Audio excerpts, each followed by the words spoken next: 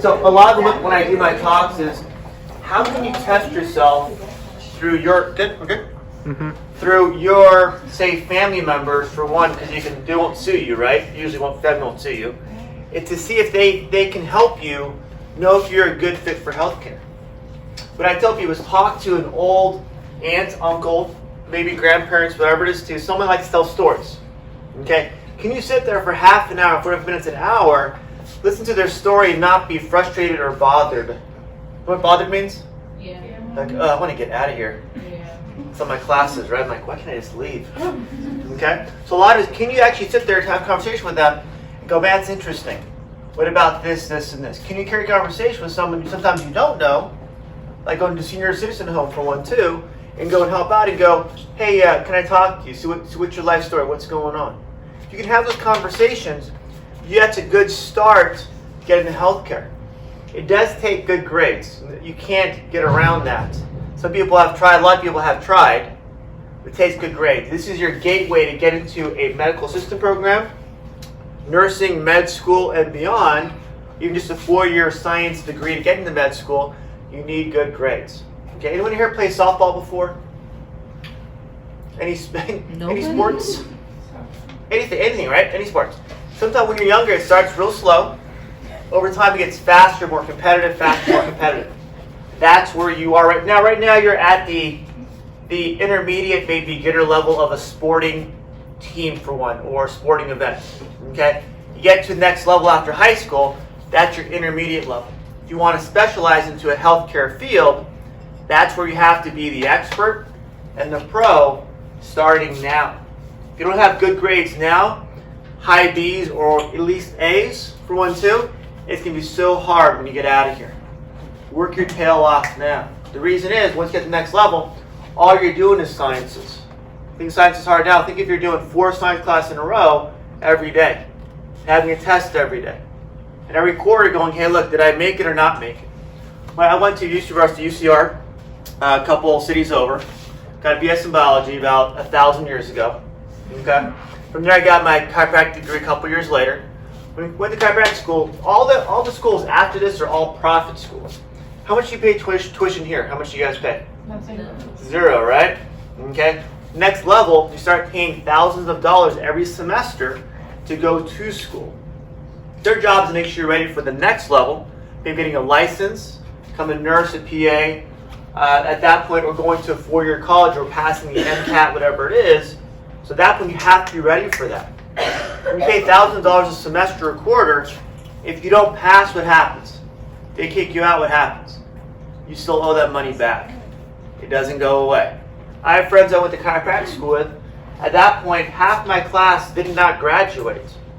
They owe tens, maybe hundreds of thousands of dollars. Half my class, 5 years after I graduated, are now doing something else. This is, again, 1,000 years ago. So 20 years of practice, about 15 years ago. Half that class is doing something else 5 years after they started, or had their degree or came out from chiropractic school. Realize it's not easy, but when it's not easy, it's worth it. If you put the time and effort now to realize whatever I get grade-wise, it helps me, maybe not just the actual grade in that class, but that work ethic to get to next level, next level, next level. What I mean by that? Who went to the homecoming game last Friday night? I was there. Okay. Who had a test? Say, for example, you have a test on Monday. Your friends go, hey, let's go out and see a movie on Sunday night. What do? Do you study for the test? Go see the movie, yeah. And you're not going to be in a higher degree medical program later on. Okay. Can you take your poison, figure out what's important to you now versus what's important to you later? Can you sacrifice sometimes some friends that are not good for you, that will not help you get to the next level, in the sense where, or some friends that can help you, stick with those people too. There is a rule, I forget the name of the rule is, called 6 degrees of separation. You're only as good as the 6 people around you. Maybe grade-wise, health-wise, whatever it is, attitude-wise, whatever it is. So pick your friends wisely, because what happens if you have loser friends? You're considered a loser. Sorry, that's just the way the world works. So how do you find friends that help you, that are not losers? And again, there's a lot of peer pressure. Doesn't matter how old you are, whatever it is the age doesn't matter. It's what you're around. So when you pick friends that are cool, sometimes they don't help you get to the next level. Sometimes they won't go to where you want to be. Have the same goals as you. So when you know that, you have to sometimes step away and sacrifice that friendship for you, be selfish to get what you want out of life, not what they want out of life. All right? Any questions so far? What's it called? How many times do you get to make a first impression? Once. Okay? Not that hard to think. So if I come in here wearing a Hawaiian shirt, say a shorts and a flip-flops, would you say, is that guy really a doctor? Yes. I would say that too. Yeah, same thing. I come here dressed up, and I sometimes wear a jacket just hot to forget my jacket's at work because I came from home and I work today. Is I come here dressed up because I want to respect you and show you that respect. So my thing is, you're going to show up at a clinic and volunteer or go and ask for a reference or want someone to help you, dress because you respect them, not because of what you feel sometimes, what I want to dress like today. I know some chiropractors, they wear Hawaiian shirts to work. That's not what I would do. It's just not me. Because every patient comes in the door, sometimes they don't know me, I don't know them. I want to give them the respect that, hey, you're here for my help. I respect you for coming to me and I thank you for doing that. Let me find a way to help you. Does that make sense? What is the rule of being on time? If you're early, you're on time. If you're on time, you're late. And if you're late, you're fired. Yes. Great. Perfect. Some people have heard that. Some people have not heard that. To be on time means to be early. And it gets stuck because some people are going from outside of campus or here. This is one thing. But if you're getting internships or volunteering or looking for someone to help you or making an appointment, show up 10 minutes early. As an employer myself, as someone who has interns in my office, that's my sign. I don't say anything. I'll go, oh, they're 10 minutes late every day. I'm like, great. They won't be here very often or very long. Because that's a reflection of that person. If they're late, what else character is not going to help my office, my business as an intern, by them having that? What else are they going to? It puts a negative connotation, negative impression on whatever employer or wherever you're volunteering or helping. Whatever it might be. Basic stuff, right? Not that this isn't hard stuff. Okay? Let's show the second video. This is might be a little bit more entertaining than the first one. Let's see. Lights, sir. Lights, please. Lights, sir. Oh, thanks. Thank you. Just keep recording.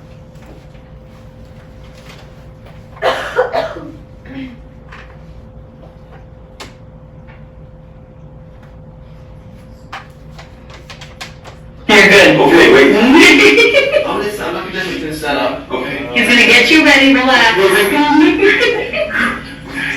That'll be fine, that'll be fine. Honey, really, this is gonna be okay. Your hands right. Remember, it's gonna make you feel better. Turn your head first. Okay. I'm gonna have you go right here. Okay, good. Good. Good. Oh God.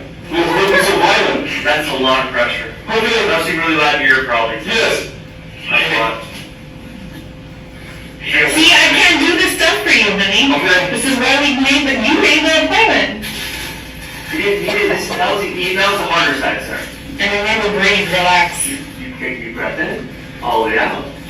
Get your hands together so.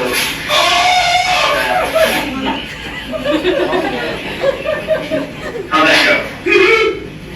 Does that feel okay? Yeah. It's exciting, right? But it feels okay. Oh, boy, exciting. That's the hard part. Now make that. We're doing. Nope. Mid back. Oh, those are deep breath in. I'm gonna fall. Make it. Oh my God! Ready? Deep breath in, all the way out.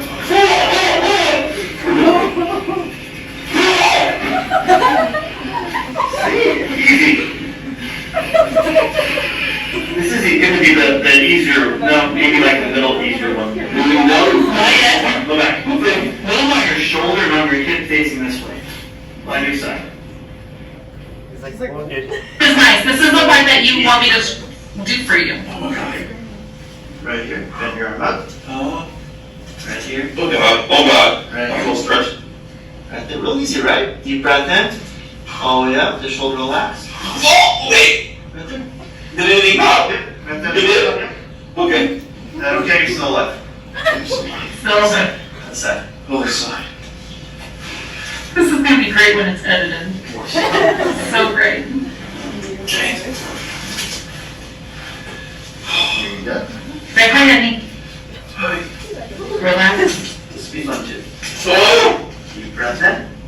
All the way up. Just maybe bring your head back for me. Head back? Yep. That's the one. Is that the one that I can't get? Okay. Apparently. Okay. Very good. Let's stand up, see how you feel. Okay. Teddy bear, big teddy bear. Deep breath in. Stand up all the way. How you doing? Oh my god. How's your back feel? Head still on? It's still connected. Good. How's the pressure feel in the neck, mid back, and low back? I feel like better. Back. Really? Lower back, yeah. Time is good. It was locked up before. Yeah. Let's see, it's like there's a door. You can lift your knees. Is he a football player? Come on. He's an actor, actually. Okay, that's good. Oh wow, look at that. Did you see No, that? dude. No click, no pump. Oh, you can practically put your palm Look at down. this. You see that? Oh, there you go. Look at that. Oh, I'm telling you. sorry. How's that? This is you. This is you feeling like no. Freaky, I'm sorry. Alright. Okay. Hit the lights, sir. Thank you. Okay. So a lot of it is, that happens once in a blue moon. I adjusted his wife first. She both came in for x-rays, examination. She had back problems, she had neck problems. And I adjusted her first, and he ran out of the room. I'm like, what is his problem? He is definitely scared. I'm like, yes, perfect. You gotta get it on video. Alright. When I adjust someone like that, and they're sometimes in a lot of pain or very anxious, I have to find ways to help them relax. This is called 17 years in practice. It takes time, it takes time, it takes time to get the confidence up, the experience, so you know how to deal with each person coming through the door. This is what you're starting the process of learning that through your books.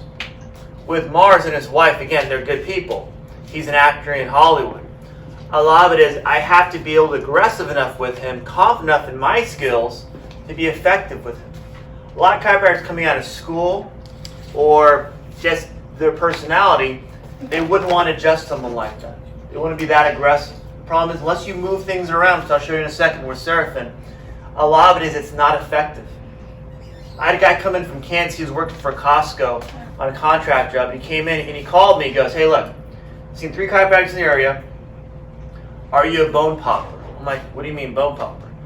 Do you move bone? Because I see 3 chiropractors. No one can move my neck. I'm like, oh, I'm going to move your neck all right. So my job is to be aggressive enough when they need it, when I get the clearance, when I know it's not risky, I take the extras in my office. At that point, I know it can be effective when I get things to move. All right. Any questions so far? Okay, sir. Yes. Is it harder to do it on bigger people like him versus somebody like my size? It is, but the biggest thing with what we do is technique. Technique is an art form. It's like being a painter. You have to learn how to help people relax and how to set them up properly. The bones are meant to move certain positions. Maybe rotate side to side. Some have different angles too. So my job is to get in there and they ask me how you do. I'm like, I don't remember anymore. It's like playing piano or things like that. You go in there and you touch things around. At that point, you figure out where the tension point is, on his lower back, for example. Figure out if it's going to move or not. And I want to go another 3 degrees after I get the tension to really push in that area with what I do. I work out 6 days a week. I try to stay as strong as I can. And most people I can move pretty well. But it's technique, it's form, it's leverage too. You know what leverage is? Yeah. Okay. Some people that don't know that. The leverage is the longer I have for example, let me see here. Let's use the flag. So I can see top of my head. All right. If I'm trying to push something, for example, using this has more a lever arm or longer leverage. So if I use this to turn something, for example, like a ratchet or a wrench, at that point, this allows me more force to do that. I can take off for example, a socket or a wrench or a screw with a lot easier this way. If I have a very short screwdriver, do you have a pen? Pen? Anyone have pens anymore? Jesus. What's going on here? Thank you. If I try to take a screwdriver off with something like this, it can take me a lot more of my personal force versus the length of that tool. So having a longer arm and using my body the way I can allows me to move things around a lot easier. Okay? But again, it's technique. I had one guy come in. Susie, your pen? I wasn't paying attention. I have a glass side and the left side. Okay. And a lot of it is I had a guy come in 2006, 16, and November, October, I can't remember exactly. He was 460 pounds, 6'8". He made this guy look small. 6'8"? I had to jump in the air like a ninja to actually move him. And I moved him, but I jumped in the air like a ninja. I sometimes will do chiropractic seminars for chiropractors, and a lot of chiropractors have problems with, they get hurt. Because I'm pushing guys around like this all day long. I have to stay physically healthy to do this. Some doctors sometimes don't or have an injury at home or something else too. Because of that, you can no longer practice. So when you're in the healthcare field, when you're a professional, you have to watch your own body. Physically staying healthy, but also to preventing injuries. I tried to play basketball a few years ago, and I could play basketball. I'd come back Monday going like, okay, now I can't move for 3 days. I can't treat people like that. So I have to watch what I do, restrict what I do sometimes based on my profession. I can do Monday through Friday. Sometimes Saturday if I want to, if I'm Saturday for the work. What was your other question? Do you ever get like anxious or like scared to like crack someone? First time I did something like Mars, I always go, okay, make sure this isn't the one. No. A lot of it is we take the x-rays first. We look at their history, figure out what the kind of problems they had before too, especially with the neck to make sure I have no neck injuries that are long-term chronic or surgeries too. I had someone come in with a neck fusion a couple weeks ago, someone yesterday with a back fusion. So looking at their x-rays, knowing their history, it tells me what I can and can't do. So, and we have malpractice that covers that if something does happen, but you don't want to use it really. It's too exciting if you use it. Yes? So when there is a situation like that where you can't move someone because of an injury, what other options are there for that? We have therapy, we have stretching, we have massage. Okay. And sometimes the best thing I'll do is refer them out to a specialist that focuses on, they can give them sometimes if they need 2 shots, or even other things they can do with them, manipulation things inside the spine. Okay. So a lot of it is what I do as a chiropractor is I refer out to neurologists, orthopedists, sometimes nurses or primary doctor to make sure the right care no matter what. They come and ask for help.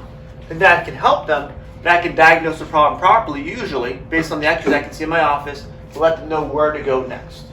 If we take x-rays in the office, we can see the same day exactly what's going on. If I don't know what's going on, here's your referral for an MRI. Let's make sure you get the right care wherever it is. My best patients are the ones that call me back, hey, look, thanks for referral. I needed that because I had this problem going on. I appreciate your help. I may not treat everyone like that, but I can help them understand the problem. As a chiropractor, an osteopath, or a medical doctor, that's our jobs as national licensed doctors to do that, to diagnose properly and or refer out. Any other questions? Yes? So what are like the potential risks for patients? Like if someone is inexperienced or something? The patient level or the doctor level? For like the patient level. The risk is sometimes being hurt or sore afterwards. Oh, that's it? So the thing is, what we do, that's it. That's really it. That's this. Mars is just dramatic, obviously. Okay. A lot of it is we take the risk out of play in our office by taking X-rays in the office. That sees what's going inside the spine. We want to look for fractures, tumors, dislocations, what's going on inside. And if we move someone's spine, move things around, at that point, that movement is a physical movement. If something is already strained, or an artery, for example, is already calcified, you try to stretch that artery out, it can actually cause an aneurysm. Aneurysm, right? Mm-hmm. Okay. That would cause things to worsen and tear the artery. And that's no bueno. Right. I want to avoid that completely. But my partners and not me. He was over there. Wasn't me. Yes? So I watch videos of people that do what you do. This guy, he uses a Y strap. Do you use that? No, I use these. Just your hands? I use these. That's it. What's a Y strap? It's like a towel kind of thing, and they put it around the neck and they pull it this way. No. Yes. Is that safe? It's safe for some. Chiropractic's safe for everybody, but the risk involves a lot higher because then you're pulling, it causes pull distraction. Your fingers are when you train as a chiropractor, you spend about 3 years total working with people, get your hands and your fingers sensitive to doing that all day. It takes time. And adjusting how your form is, technique, based on your body too. I had one girl in my class, she was maybe 5'2", 5'3", 100 pounds. And she adjusted people like that because her technique was just perfect. It's technique, it's form, it's everything. But using these, you get to feel where the bones are. Feel where the muscles tight. Look at the person's reaction in their face when you're adjusting them. Are they relaxed or not? What's causing them to be sore? Based on what I see in the x-rays in my head, when I'm feeling, that gives me a reason to treat them a certain way. Enough force, maybe high or low, quick or slow, whatever it might be, what direction it's going to be in also. Go in my head, it happens about half a second. Boom, boom, boom. Next. It takes time to learn that technique. But again, the thing here is, how do you learn how to get there? That's the thing. So Seraphin, come on up. Not going to adjust you yet. So we'll in a minute. And can I borrow the green chair? Yes. Do you want me to get another? That's fine. This is good right here. You're good. Grab the seat in this one. And she has a sign from my office. She's an intern at my office, so Okay. she knows what's going on. Okay. I'm going to walk you through a patient scenario, first patient visit. Okay.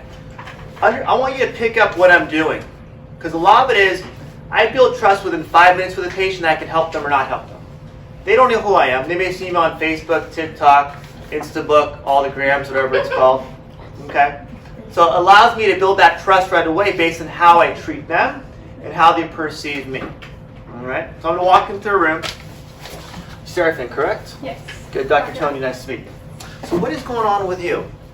Tell me what's going on. Since like my studies, I have to look down a lot. Yeah. So my neck is all hurting. And like I can't take a break because studying. It doesn't stop, right?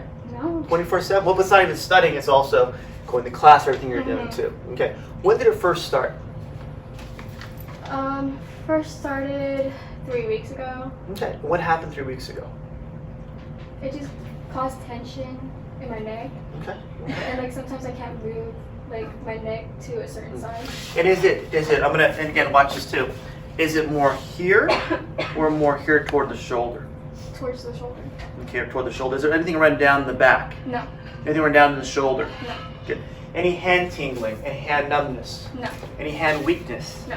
Any of it run to the head causing headaches? Sometimes. Yeah. Any eye pressure on that side? No. Good. And does it affect your breathing at all? No. Good. Does it affect you when you're sleeping? Sometimes. When you say sometimes, what does that mean? Like certain nights, if I'm just studying like real hard, or like if I'm having like a rough day. And does it become more intense, soreness-wise, or does it travel more into the head or more down the shoulder? Tense. Good. Okay. When it becomes tense, what do you normally do to help alleviate it? I try to ice it. Good. Does it help? Yeah. Good. And I try to like massage like my neck. Yeah, a little bit massage. How about Yeah. stretching? Not really. Not much? Not much. No. Okay. We talked about that before, but never mind. Okay. So a lot of it is you're doing enough things to help alleviate it. Why have you done anything medically to treat it? No. Anything over-the-counter medications? Your mom, dad giving you? Nothing? Any type of spiritual healing? No. I want to make sure. I don't know. Okay. So a lot of it is at this point, we'll just take an X-ray, see what's going on with the X-ray. And if that's okay with your parents, again, because you're mine, I'm having them sign it off.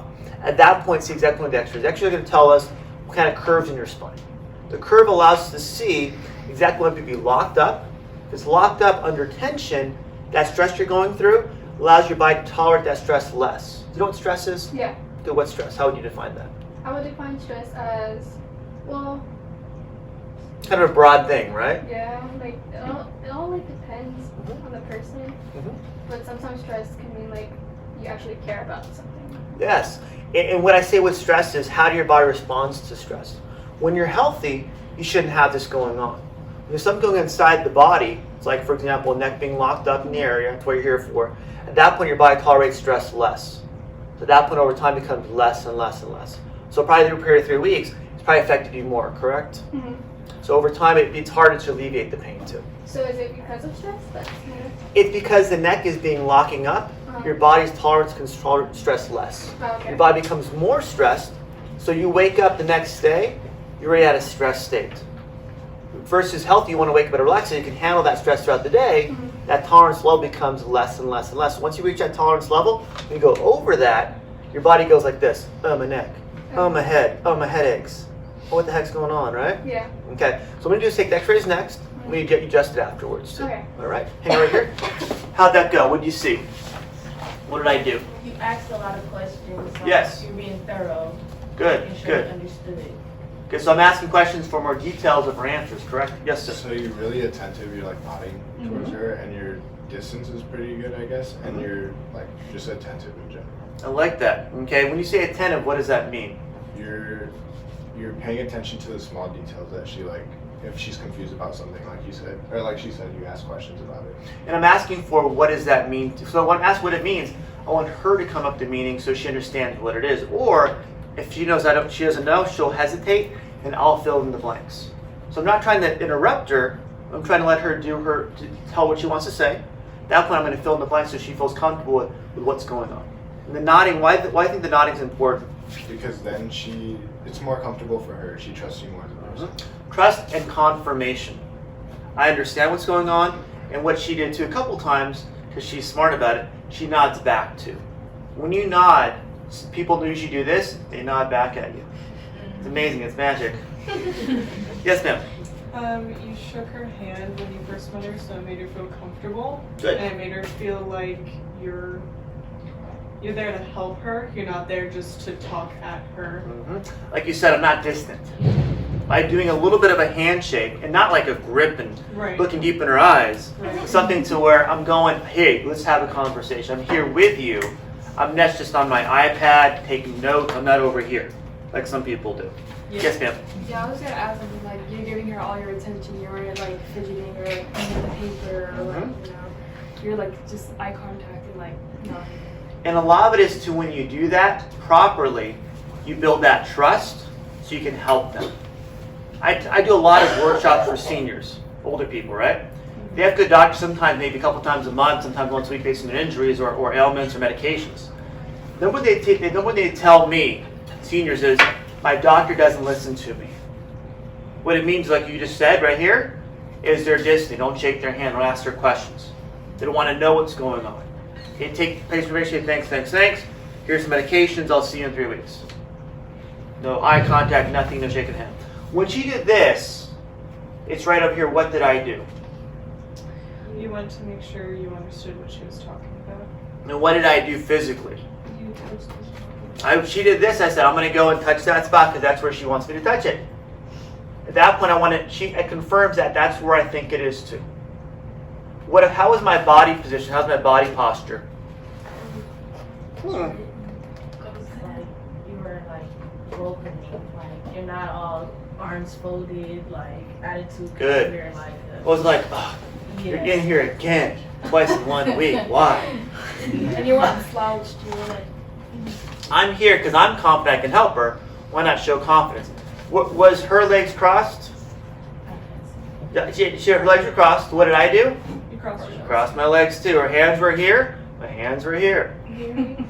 Okay, so by doing that, it's like, what is going on? It's magic. It's Jedi mind tricks. It's called something called like attracts like. When you act like somebody, when you speak their volume of voice, their tone of voice, their speed of speech, allows them to feel comfortable psychologically. And I'm not trying to trick her, but I want her to feel comfortable so she understands, I understand what's going on with her to help her get better. Any questions about that? Like attracts like. Posture, eye contact. If that's what you're doing, sometimes they're like this. Over here, you're not looking, I'm like, okay, whatever. I'll look down, and when she looks up, I'll look up. I'm not like this, like, Sarah, tell me everything. So a lot of it is going to be, you want to do what they do. You want to over-exaggerate, but you want enough to where you feel like you're mimicking some of their posture. And they're, like I said, if she's a loud talker or something, or she laughs a lot, I'm not going to laugh. She laughs a lot sometimes. I'm not going to laugh, but it's something where I'm gonna confirm that, hey, that is funny. Now I want to make them feel comfortable. That's the biggest thing, right? Okay. You want to see me adjust her neck? yeah. Absolutely. Yay. Okay. She's already signed off, so we're good. Yeah, move to the middle. If she has a neck problem, or problems in general. Okay, so her problem is more the right side. Like we talked about before, I want to make her feel comfortable. Okay, that's the biggest thing. Okay? Look at this. That's a little more. So here, I'm going to do is move her hair out of the way. I'm going to go under her neck back here with my hand. You have what's called the occiput, C1, C2, and C2 has what's called TPs on both sides. They're like a little bit of a wing on both sides, 2, 3, 4, 5, 6, 7. And that's where my contact's going to be to help push that bone around that way. I might be loud. Okay, let's do this together. Ready to go. All right, so nice and easy. Not bad at all. Miss Garcia. Who's next? Who's next? Who's next? Ready? You're next. All right, here we go. Simple, very easy. All the way down. How's that, Elijah? Yeah. Good. Grab a seat. All right, good luck, good luck. You're welcome. Good job. Any questions so far? Yes. Okay, so I honestly have no idea how this works. So you're moving the bone, and I know that, like, let's say when you Good. crack your fingers, you know, you're like relieving like the air in like the synovial joints. Yes. So is that what's happening here? That's exactly it. So it's just relieving air. Relieving pressure in the joint so those can move normally.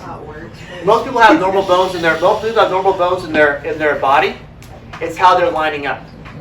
So if the body's lining up like this, hunching over, studying all day long, something's going to lock up in there, causing pressure. The pressure hits a threshold, causing pain.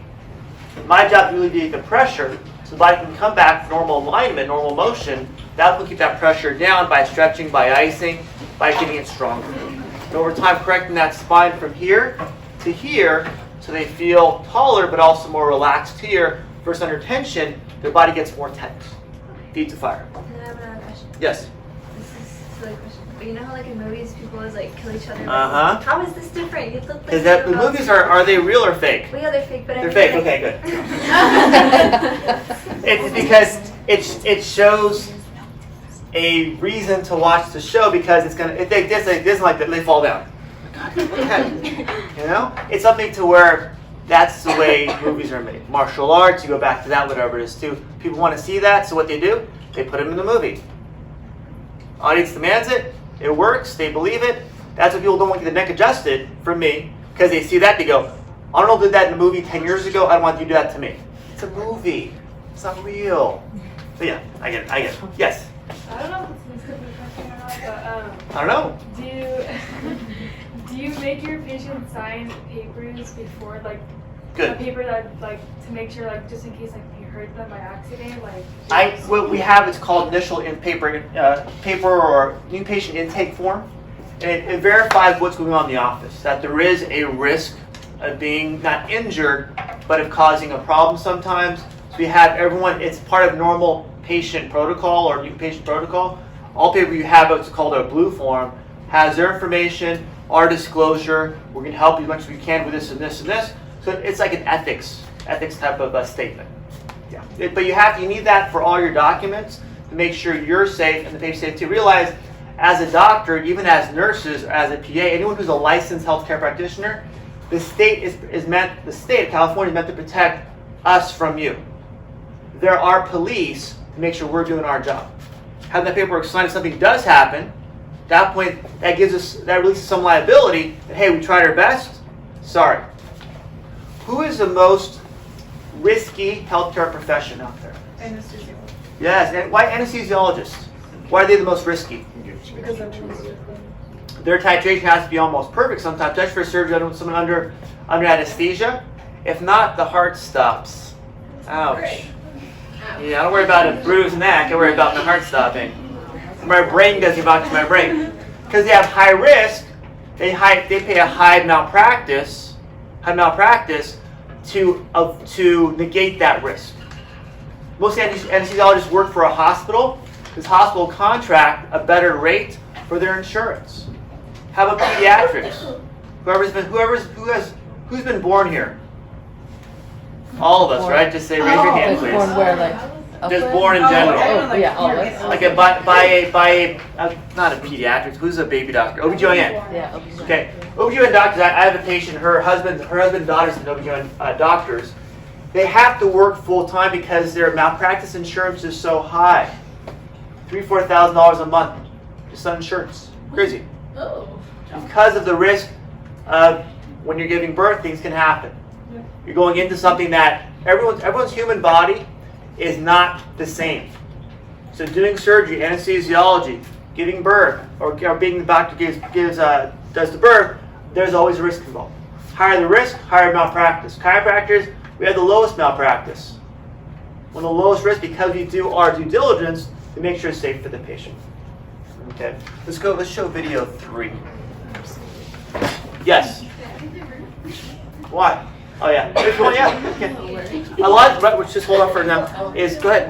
Just pull it up for now, radio. A lot of it is who does volunteer work now in a healthcare field in the healthcare office? Anybody? Anybody? Not yet. Not yet, right? Okay. Why is it important, you think, to do volunteer work in a healthcare office? What's that? So you can get like a feel for it and how it works. Yes. When you get a feel for it, you understand is it for you or not? Yeah. Can you actually benefit by being there, but understanding how the doctor relationship works? My interns come out and they shadow me. They help with the back office, front office, whatever it is too. They help me, and what it is, a benefit to me. When you come to an office and want to volunteer either through the school or privately too, you have to be a benefit to them. Right now, to be honest with you, you're probably not. So how do you help them? What's the easiest way to help a doctor's office that's been around for a long time that is not technologically savvy? You help them switch over from paper and pen. Yes, or help them with their social media. Help them with their Facebook, Instabook, their Google, their Yelp, whatever it is too. Take pictures and show them how to load to their pages to help their business actually do better. So you guys know stuff already that can help a healthcare office or center, whatever it is too, that isn't even medically related. They want your help. You just have to get to know who you are, and sometimes get a good referral too from a teacher, hint, that you are a good person that can trust you with their patients. If an intern messes up or even a staff messes up, what happens is it's a reflection of me, if I'm there or not, because my name's on the door. So I want to make sure my office is ethically sound and there for the patient, not for them. Like I'll say again, it's because I want them there for the patient, not for them. When I first did in my office, I think I fired the first 5 people that came in the door that were staff because they were on their phone. This is like an old BlackBerry too, like an old flip phone or something, or on the office phone calling their friends. I'm like, exactly. I said, no, get your stuff and thanks for coming. You know, so I don't, because again, reflection of me. Someone walks in the door, right? Patient walks in the door the first time. How many times you have to give them a good first impression? Once. Why don't people understand that? You walk in there to see the staff on the phone, talk to them as they're waiting by the front, going like, "Is someone going to help me, or am I going to sit here forever?" Oh, I want my staff, Seraphin knows, to know their name when they walk in the door. New patient or someone that's been here before. Why do you want to say someone's name? Again, this is just, we've gone before too. Why? If your name's Jerry, if I say, "Hey Jerry, how you doing?" What does that mean? You're not a number. There's a relationship there already. Is your name Jerry? Is that what you're laughing? Okay. It's something to where it goes, hey, he knows me.